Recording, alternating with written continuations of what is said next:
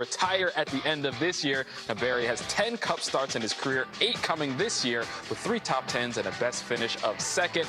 And we are joined now by the man of the hour, Josh Berry, kind enough to be in studio here on Race Hub. Josh, first of all, congratulations on the news. My first question for you is, when did you know? Because this has been rumored for a while. When did you know, and what was your initial reaction? Yeah, it's been definitely been rumored for a little while, and we've known for a little bit. But man, it's just been such an exciting couple months. Just really enjoyed the last few months. You know, my first conversations with Stewart-Haas kind of began before the season started, and then that just makes the timing of my fill-in role so unique throughout that process. But man, today's been just so exciting, so much fun. Been a long day for sure, but man, it's been really fun. You know, Josh, again, off of what Josh said, you've known that this for a couple months, but I bet 5 years ago, you know, you're thinking, I want to get to the next level. I want to get to the next level. And obviously Cup was probably the ultimate dream. To know that now you're going in at a big company that's won races, won championships, and driving Kevin Harvick's former car. How much, I know you work with Kevin and Josh on the KHI side as well. How much did Kevin have some involvement in this and talk through these stages? No, I mean, Kevin was, you know, a huge advocate of mine, you know, for a long time. I think you fast forward, you said 5 years. I was thinking this morning, 3 years ago.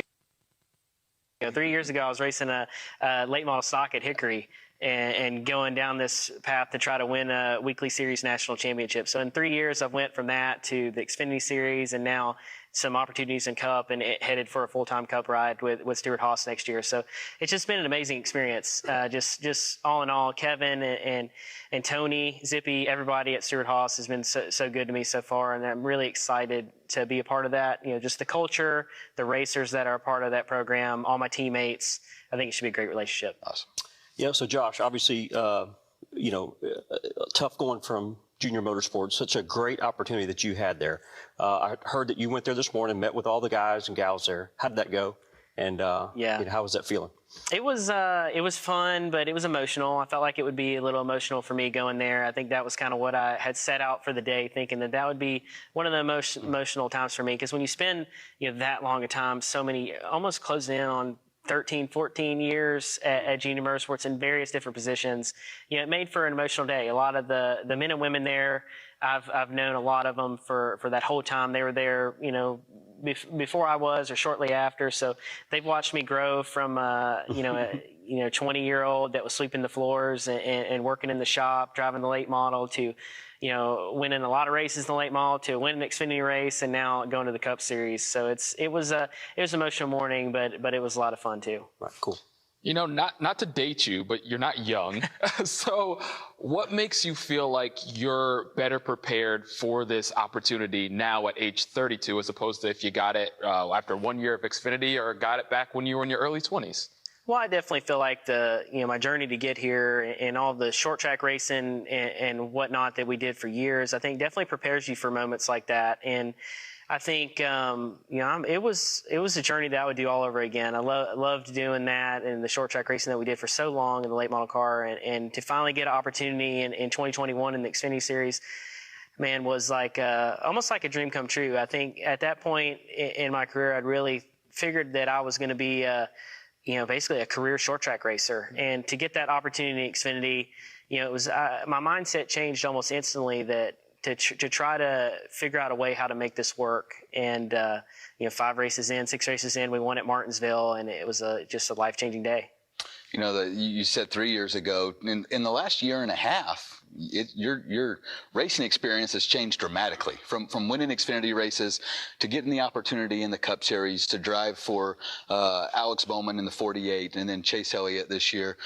Those things have all set you up to be better prepared. Can you talk a little bit about the difference of racing on Saturday versus showing up? And even though you were in a Hendrick car, how much different it is on Sunday?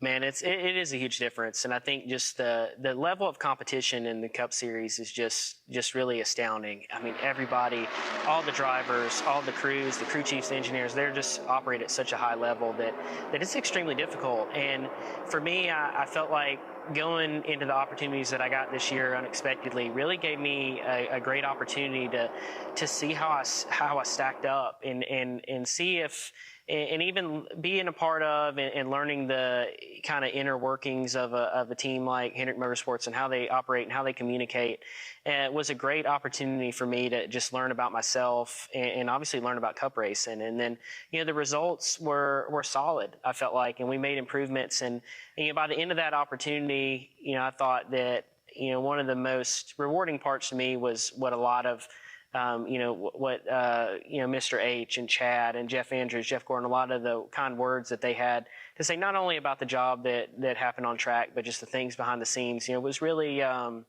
made me feel a little extra prepared going into 2024.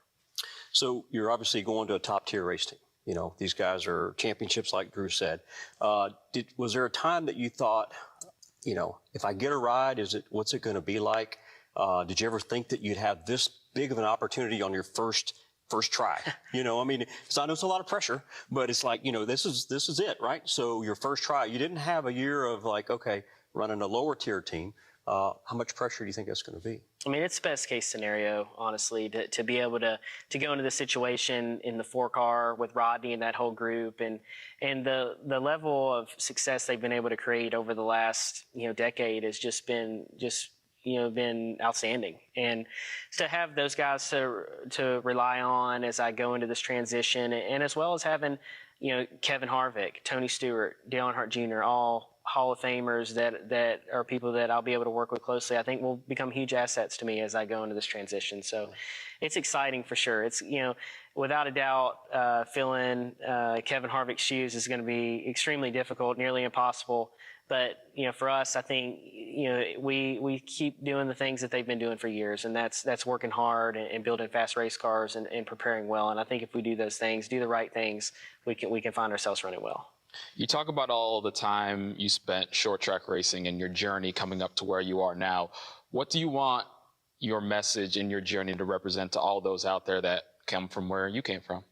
Well, I just think that the short track environment all across the country, whether it's asphalt, dirt, modified, sprint cars, late models, whatever, I think the biggest message is that there's a lot of tremendous race car drivers and crew members and fans and racetracks out there that just are amazing to go to and compete at. And I think that in the Cup Series at the end of the day, there's only 30, 35 people that make it to this level. So the odds are stacked against you.